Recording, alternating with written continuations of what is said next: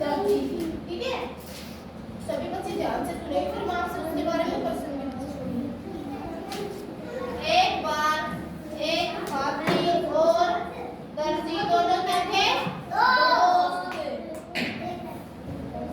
दर्जी अपनी दुकान के अंदर कपड़े सीता था और हाथी रोजाना उसकी दुकान के सामने से पानी पीने के लिए तालाब में जाता था।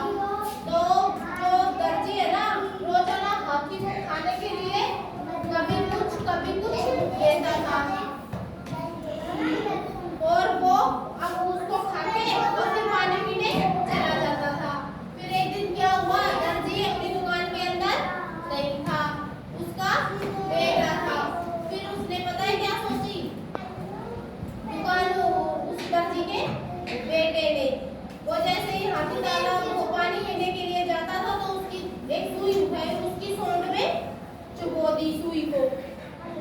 फिर इससे हाथी गुस्सा हो गया तो तालाब से क्या लेके आया, वो गंदा पानी, कीचड़, और उसने दर्जी की दुकान में फेंक दिया। तो इस कहानी से हमें क्या शिक्षा मिलती है? हमें शैतानी नहीं करनी चाहिए। हाँ चलो कोई बात नहीं, किताब में से हमें शैतानी नहीं करनी चाहिए। आ गई समझ में? अच्छा चलो बताओ, हाथी और दर्जी क्या थे?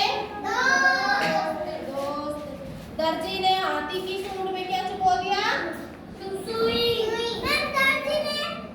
दर्जी के बेटे ने उसकी सूंड में क्या छुपा दी थी? सुई। तो वो सूंड में कैसा पानी भर के लाया तालाब से? गंदा। और फिर किसमें फेंक दिया उसने?